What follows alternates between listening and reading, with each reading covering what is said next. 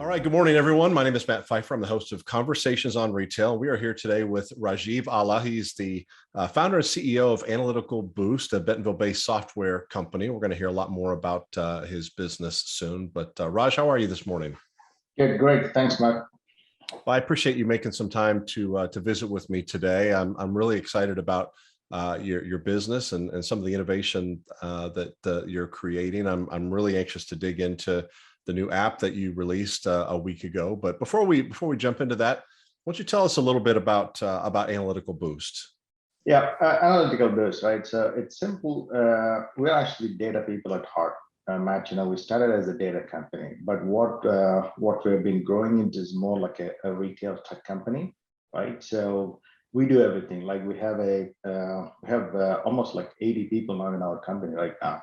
Part of it is a database architects. We have front-end developers, mobile developers, the BI developers, all kinds of assets, right? So we started as a small company with the data analytics and all those things. As growth is more like, hey, we want to be like a one-stop shop for the retail tech, right? If anyone in this area who wants to know anything, like whether it's a retail mobile app, whether it's an image things, whether it's a data analytics, whether it's a forecasting, whether it's web scraping, anything, we have the tools, maybe we'll get to later in the part. So far we've been like a service company where we're trying to position as more like a product company too. And we've been growing ever since. So yeah, long story short, anything you think about retail tech, we want the ABI to come into your minds. Yeah. Well, one of the things I like so much about your business and about your story is that you are a practitioner. You were with JB Hunt, you were with Unilever, learning a lot about some of the pains that exist on some of these teams. And so when you did go launch ABI, you kind of had some of that pain in mind. But I want to go further back. I want to learn a little bit more about you and your upbringing and particularly some of the things that happened during your childhood and early years that helped you discover passions and abilities and kind of led you along this path to where you are today. So tell us a little bit about yourself and where you grew up. Yeah, so I'm originally from a small town in South India. I'm actually come from a big joint family. At any time, we used to live like 25 to 30 people in one house. So we have a good relation, family relations, and I grew up with that in that environment. But because it's a small town, we didn't have a good education system, so we always used to stay in uncles or relatives, neighboring towns and got education. Then to the hostels, as we go along in my educational career. Which is actually pretty typical in India. My journey actually started. I went to bachelor's. I got my bachelor's in mechanical engineering. Then, as a natural progression, right? So everyone is looking up to land of opportunities, right? So I actually came to do my master's at Texas A&M. Physical engineering. I'm actually an Aggie at the time. And we've been as soon as I got out of A&M, I got a job at JB Hunt in engineering department. That's where we used to do. I was getting to like a truck optimization, route optimization, all those good stuff. Again at the time I was, the first half of journey is mainly like, hey, I need to get a visa, I need to get my green card, all the typical immigration, issues, if you will. So I was at the time I was more like, I have this burning desire to, always start a company, but they're a little bit constrained by my, my status and all those things. While I was in JB Hunt, I actually, I did my MBA at UFA too. JB Hunt, thanks to JB Hunt, they actually offered free education. Like anyone who says, hey, this is free education, I'll say, give it to me. So I finished my MBA at the time. And after that, I actually joined Unilever. I think that is where my, for me being here and talking to you, that the move from JB Hunt to Unilever is, to me, is the key. As soon as I joined Unilever, I got to know about the retail industry more,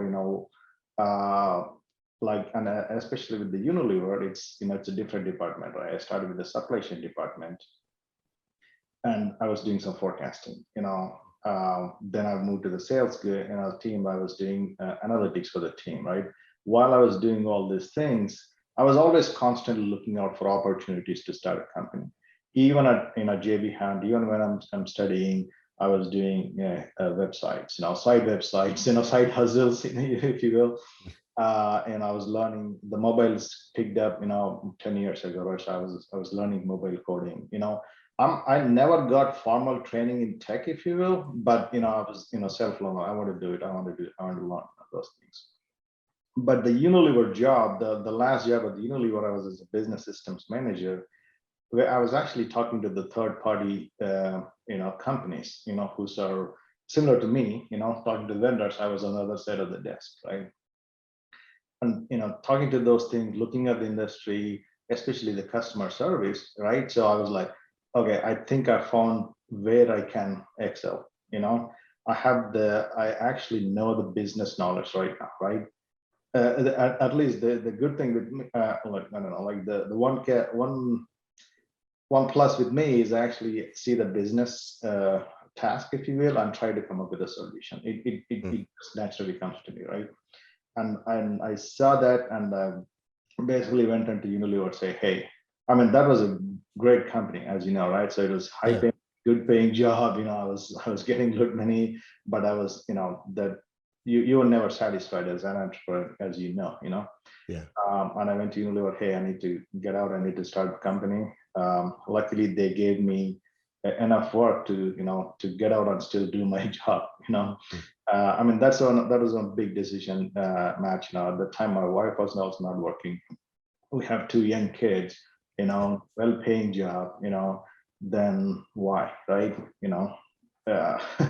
And if I look back, that is a scary moment, but I'm glad I took that time, right? So we started with one customer, right? So and we did a trial, and he paid a lump sum for me. Then I know I can survive for a few months, right? So then programming on everything, building the tools, the customers, really getting into the retail industry. And since then, it is purely word of mouth. Purely word of mouth we grew, and as we as building to the journey, right, one customer at a time. The good thing with Unilever is it's not about the exposure to the retail industry. It's all about the connections, right? Everyone who I worked with at Unilever, they moved to a different, vendor, and basically they said, hey, I have this problem. Can you do this for me? Because they worked with me and all those things, right? So one of our biggest customer, that's how we started. We started with one account. We are a Walmart account, and then we have been doing like almost every retailer account with them. We talked with Walmart, we talked with Dollar General. We have products in just about every retailer for this customer.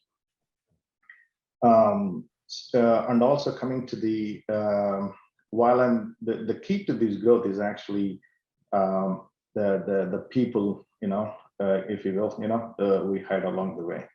Okay. And I'll tell you, like, I burned so much money, Matt, while all trying to build a company, if you will. The one of the key thing is I found a guy in India, I call Gautam. He's a monster, if you will, right? So he's a brilliant guy, hardworking guy. He's the second employee in the company. That's when it actually took off, right? So he can read my mind. He know what's my name. We brief introduction retail, and he took it. He took all the deliveries, right? And we bought in his brothers, his Indrajit is his younger brother, his sister is his other brother. So we really grew from him. While we are building the company, it is actually, I always look for good people, right? So who can actually better than me, or who can complement me, right? Here our operations guy is Srini. He actually got from JB Hunt. He is pretty good with operations and pretty detail oriented, and I am not, right? So that's how it worked out. Just being the persistence on finding the right people, and we put our heads down and keep building the products, and we are an 80 strong team right now. So what did the business look like in those first years when you just had, or not the first years, but the first weeks and the first months when you just had that one customer? What kind of capabilities did the software have then? And talk us through some of that early iteration as you learned from your customers and added functionality and added services. Yeah, actually, you actually gave this. And the one thing we always did is actually look at customers. We have a lot of product, pipelines we manage to R&D, all those things, but it's really the customer who drove our products, right? So the step one, when we started building the software, it was actually the tools, like whether it's a Tableau, it's an Access database, pretty rudimentary tools, but we are building the functionality what the customer wants. The customer actually dictated how what the things we they want us, whether it's a supply chain task, whether the in-stock delivery, whether they want alerts, root cause analysis, all those things, the customer actually wanted us, and we kept on building that. I was never big on what the technology the team uses. We are using all kinds of latest technology, right? But it's the team makes the decision. My message to the team is very clear, right? This is what the customer wants. Let's make it happen. I don't know the tool you use, what the technology you use, yeah, it's and if you look at back, we were developing constantly. We were working like 20 hours a day developing the constantly. It's in-house development rather than buying and purchasing other softwares, right? I know there's a lot of competition in the space, and what I mean by that is there's a lot of companies out there that have developed software solutions to help supplier teams merge data and analyze and forecast and so forth. At what point did you realize, and maybe it was early on, but at what point did you realize, hey, this is a real business and we're going to make it? Because at the beginning of any startup, at least in my experience and those of every entrepreneur that I know, there's a period of time where you're like, can we really make this work? So at what point do you feel like you had enough momentum and enough positive, customer feedback, and you said everything was word of mouth in terms of new customer acquisition? At what point and how early on did you realize that and recognize that this is a legitimate business?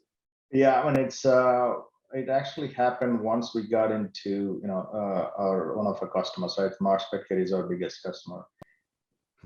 When we entered, we tried almost a year to get into this things, thanks to one of my friends. Once we got it, one other retailer reached out to us. Hey, we liked your product. We want to do this for your Kroger account, right?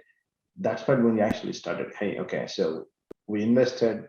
People are actually coming to one of the biggest kicker we got is P&G Kroger account actually reached out to us. We wanted to do an RFP with them, right? So it's a small company at the time. We were like 5. I don't remember the number, right? It's still small. But the confidence, at least we had is the opportunities, right? Everywhere we look, there is an opportunity. The pie is so big, right? It's even Walmart, you have the small vendors who want the automated emails. That's all they can offer. They can only offer a few $100s. Then we have the big customers who can pay millions of dollars, to do that, and we can serve all the whole range. Yeah, there are a lot of companies, and there are a lot of companies coming. There are a lot of company going, but our core principle is the customer service, right? Anyone who think of data, again, like you said, Matt, everyone does the data merging, data, all those things. It's not rocket science, right? It's at the end of the day, it's pretty comparable, offerings too, right? How do you separate yourself? Customer service, making things easy for our customer.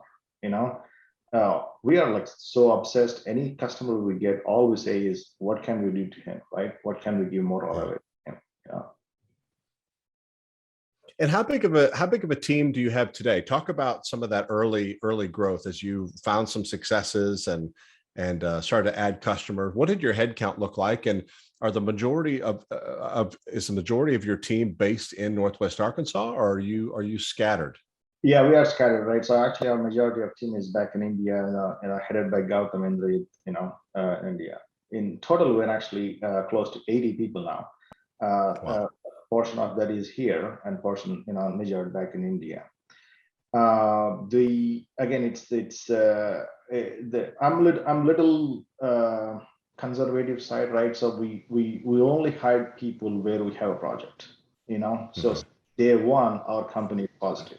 Since day one, we are all making money.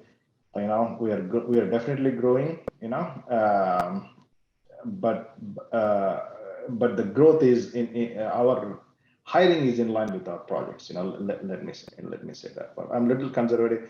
If I've taken some money, if I let some other partners or something, maybe the growth was faster, in terms of accounts, but we are happy that we took this approach of hey, this thing.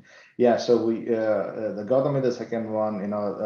Then we started hiring training here, a couple of guys. We started growing here. The exponential growth actually happened in India, again, because of the cost economics and all those things. Sure. um, yeah, every year we're actually almost adding like 15 to 20 over the years. Every year we've been adding that much, and as well as accounts wise. So. I'd love for you to spend a few minutes. You gave us a nice overview at the beginning, but I'd love for you to spend a couple of minutes giving us a little bit more detail about the various services that you offer. I know, analytics and deductions and planogram analysis and e-commerce. Give us a little bit more detail about some of the ways that you're helping supplier teams by way of this technology stack that you've developed. Yeah, right. So the products is developed, where our customer is asking, where we see the opportunity, right? So if right now anyone can come to ABI, and we can actually deliver their solutions at almost all the retailers. You see what I'm saying? Like a big company. Yeah. They don't have to go Walmart, they don't have to go Kroger, they don't have to Dollar General. We actually worked on all the retailers. So we're exposed to the retailer data. And now within a particular retailer, say for example Walmart, right? We touch the sales piece, we touch the supply chain piece. We talked about the deductions already. Even if there is a e-commerce analysis, we do that. Planogram analysis, the natural progressions, all the major divisions where we can touch for a retailer, we're actually building the tools for that, right? We want to make it easy for anyone. Hey, you come here, we can offer them what they want. If not, we can actually go into assign the resources and build for them. That is our differentiation, right? Some of the competition here, they want to build like a products, and so it's like they have a standard products, and the customer has to adapt to that. We want to be the reverse one, right? Tell us what you want, we will adapt to you. I'll take the headache of changing my tools and services per your needs. That's how we want to differentiate. So. Yeah. What are some of the ways that the business has changed? And it's kind of a silly question maybe, but there's been just such a tremendous acceleration of change in the past 18 months as retail changes and consumption changes, and the way that supplier teams run their businesses change. But in what ways has your business seen the most change, and in what ways have you all had to adapt your offering in order to kind of keep up with this acceleration? Yeah, as you can see, the pandemic, everything actually moved everything to e-commerce tools, right? So we were concentrating heavily on brick and mortar, all those things, right? So we have to switch gears and do more like ODP projections, online projections, all those things, right? But the good thing is the team is capable enough to quickly adapt to these changes, Matt, and we started offering more on the e-commerce side too. Again, we did not anticipate that much growth in Amazon. That is one area we are building the tools now, which we should have built 2 years ago, to be able to take advantage of this pandemic. That's one thing. And everyone knows the e-commerce is the future, but we did not quickly adapt to that, if you will. Yeah, that's the one we missed. Yeah. Well, you mentioned it, but talk a little bit more about the launch of ABI Go, the mobile app. I know you just released it a week ago. Has that been a successful launch so far? And how is that a game changer for your business? How long was the app in development? The app we actually took, few months to develop that, but I mean, we actually had an old app. We relaunched the app. The other advantage we actually want to give is, again, listen to the customer. Some of the customers said, hey, even at Unilever, I was looking at a lot of people, right? So they go to the stores, take the mod pictures, if you will, and they take it, and then what, right? So they have to go connect your app, to the phone, take the images, share with emails, all those things, like simple things, right? So we thought, okay, we want to offer this as a free service to our customers, then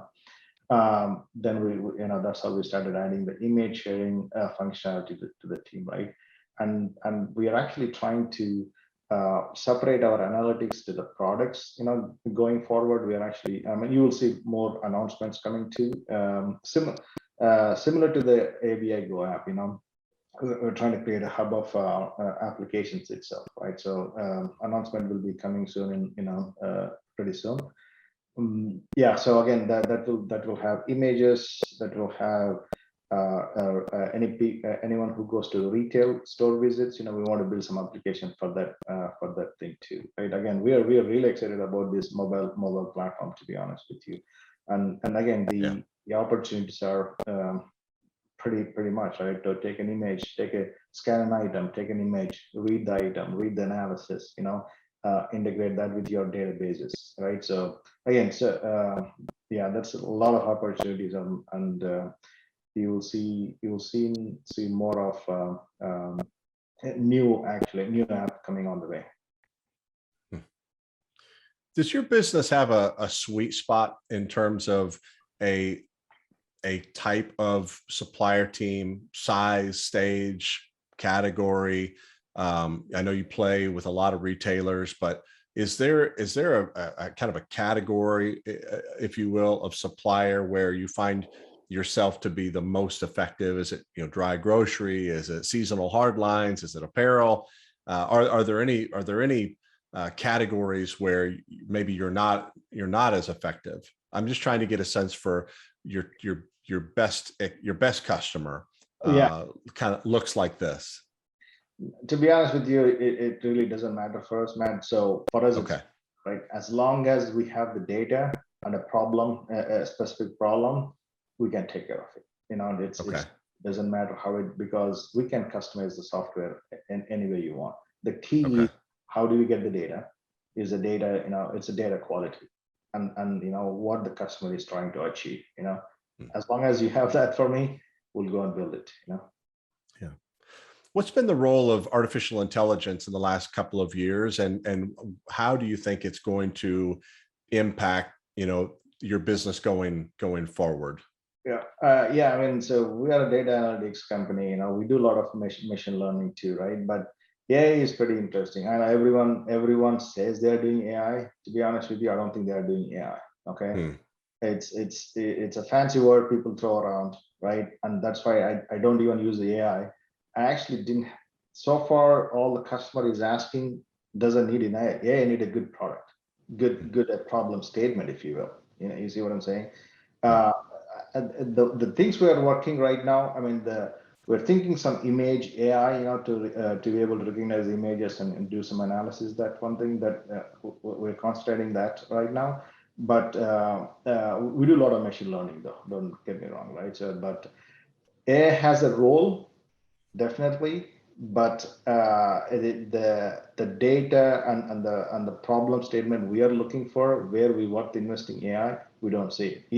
Even Elon Musk is also going back on the artificial intelligence in the trial, right? So it's really what is a practical, right? So do I need to spend an AI and charge $1 million, $500,000 for my customer, or do I take care of the customers, with the limited, limited means and budget, right? So those two things. We do have R&D. They're investing on the new platform as well as machine learning. We are investing on the AI, which I think it's definitely the future, right? So no doubt about it, right?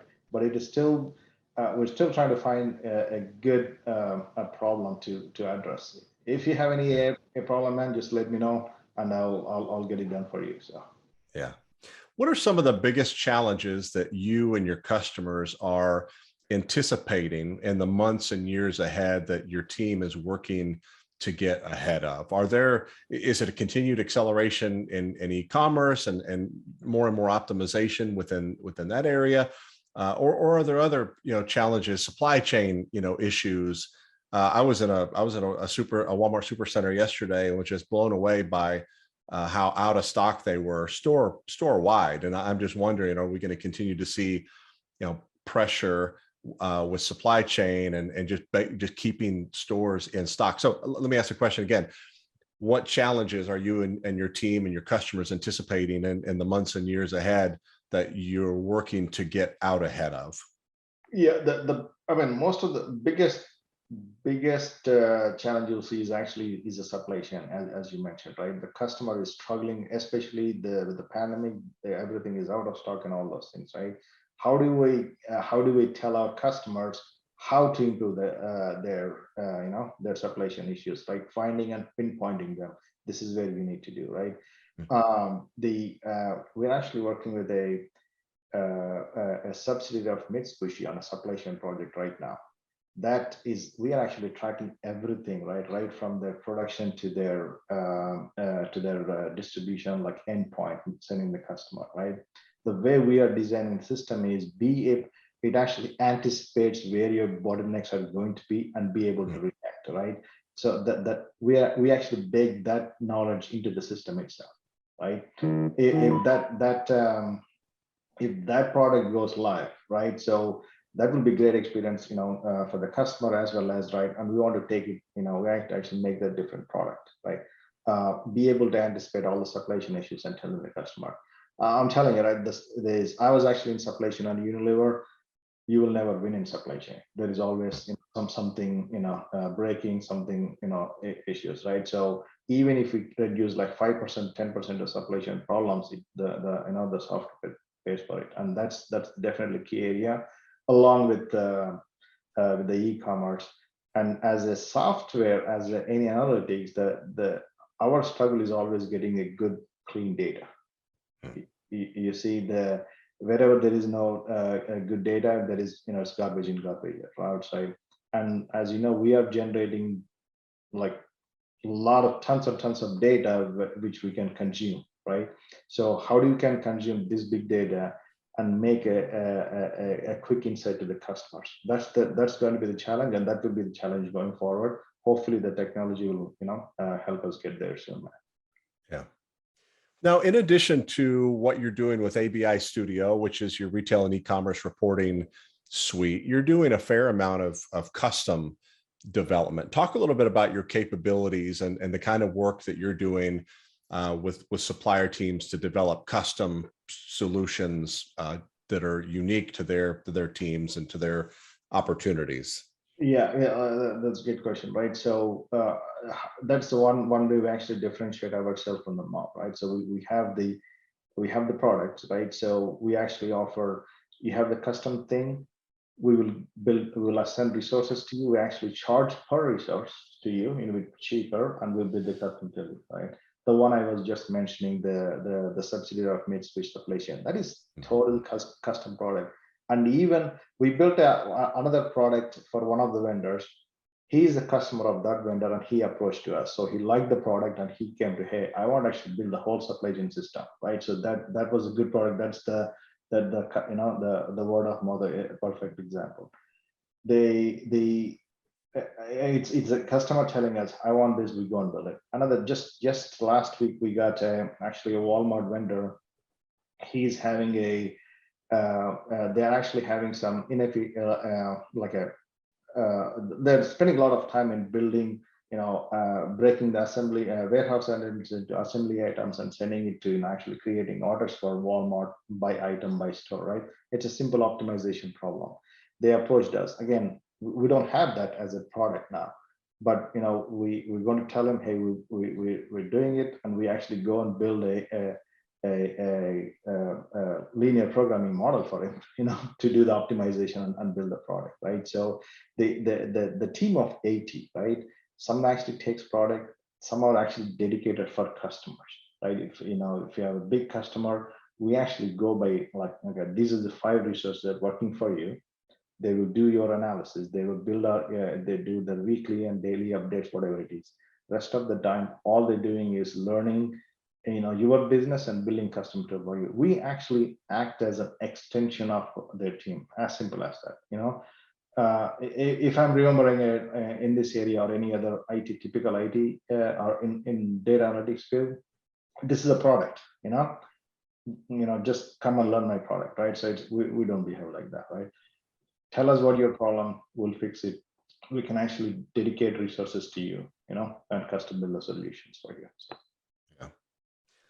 It's my sense that you've realized tremendous benefit, not just from being based in Northwest Arkansas, but having, your family. You worked with JB Hunt, you worked with Unilever, you've got a network of folks within the supplier community that it's my sense you can pick up the phone and even companies that you don't do business with, and you can get insight and perspective. Talk a little bit about the benefits that you've realized by having a business that was founded and is headquartered in Northwest Arkansas. Oh yeah, that's a great point, right? So the beauty of our community, Matt, is everyone knows everyone. Right? Mhm. Again, the success of ABI depend on us, word of mouth, and that purely happened because of the people moving to different community, right? So I'm not a sales guy, and I'm only an engineer by trade and by practice. We want to market more of the product, but the thing is, because of this the small community, vendor community, we were able to word of mouth, right? So whether it's through LinkedIn or whether it's through the people who I know, right? And reaching out to them, and I'll try to make some cold calls, but most of the time through word of mouth. I know this person, this is a good guy, and people actually trust us. We build the trust.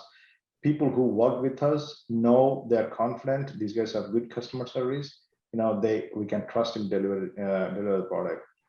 Some of my customers, I don't even have contracts. Some of the customers pay me full check in 1 year. So we build that trust. Yeah, it's to be honest with you, I actually struggle in trying to reach more customers. That's one thing we need to we're working on, how to reach the customers. Other than that, it's just through the word of mouth, and it worked pretty good for us. Yeah. Well, so you mentioned that in the kind of the Northwest Arkansas supplier community, everyone knows everyone, and I agree with that. I've also found that beyond kind of this close connectivity, there's also a willingness to, at least in my experience, for people to help one another and to collaborate with one another. And I think that that's a tremendous opportunity.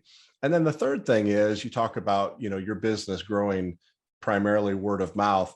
We're a fairly transient community as well, where someone might work in an analyst role for one supplier and then move to another team and continue to take on greater and greater responsibility.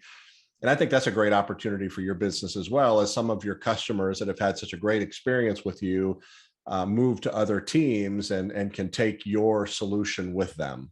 Oh yeah, totally agree. Like a good example is one of our customer in PNG moved to Rite Aid. He's going to give us business within the Rite Aid. You see, like like you're pretty right. So the people moving to different, that's how we actually grew too.